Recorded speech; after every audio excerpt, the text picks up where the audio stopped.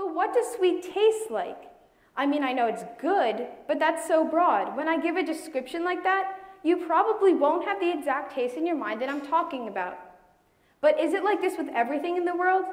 With anything I see, hear, taste, touch, smell, or even just understand, does my brain actually see and pick up as the same things as other people?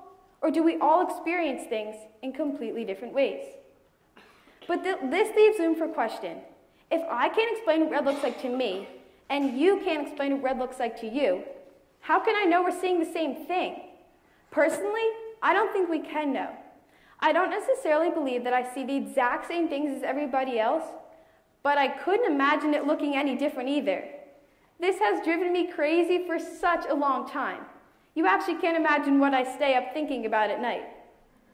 But I've come to another thought as well. If I know what I see, and I don't know what you see, and I probably won't ever know, then why do I care? Do I even care? Well, personally, yes, I do care. But I'm sure that depending on who you ask, the answer to that question could vary a lot. Because why would I care what somebody else sees if it really doesn't affect me in any way? But even though some people may not care, it's important to at least try to recognize what's going on. Because if you don't, then there's no way that you can understand what other people are feeling. But let's look at this in a broader sense. It's interesting how people can see different colors, but how does this apply to our own opinions? In everyday issues, people feel so strong about their cause in a controversial topic that they fail to recognize how other people feel. Differences in perspective come in many different forms. Although some people appear very angry with another person, many people are quite amazed. When I found out that I could see a different color in the dress I showed you earlier than other people, it was actually quite amazing. I don't know about you, but this was the first time that I've ever been able to recognize something that I literally see different from others. Isn't it awesome? Or maybe it's just me. Maybe I'm the only person who actually gets excited by this kind of stuff, but you have to admit, it is pretty cool. But why is there such a dispute on the color? That would be the lack of empathy. Empathy is the ability to understand and share the feelings of another. But how do we do this? We look at the emotions expressed by someone and what has happened, and we do our best guess to try to understand what they're feeling. Sometimes we're correct in guessing what people are feeling, if not a lot of the time, or even all the time. But this is only because many people react to the same situation very similarly. For example, if somebody came into the room with their head down and crying, we would all pretty much assume that this person is sad or upset in some way. On the contrary, if somebody came in skipping and grinning ear to ear, we would all think that they're happy. This is because these are visual interpretations of how people act based on their emotions. Does this make empathy just a reaction to other people's feelings? Maybe. But to be honest, that is pretty much what empathy is. We can really only understand what people feel based on what they show. If you never show what you're truly feeling, then there's no way I can empathize with you. However,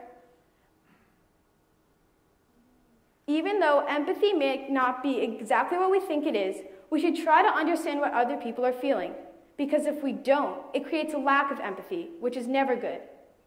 The semi-recent Ferguson shooting proved to show the lack of empathy in our world today. I want you to know that this speech is not about my opinion, but the collective opinions of many people. Most people probably know about this event, but basically what happened was an unarmed African-American teenager was shot and killed by a white police officer. Many people believe that the cop had the right to shoot the boy because he was posing a major threat to the safety of the cop and attempting to hurt him and possibly even kill him.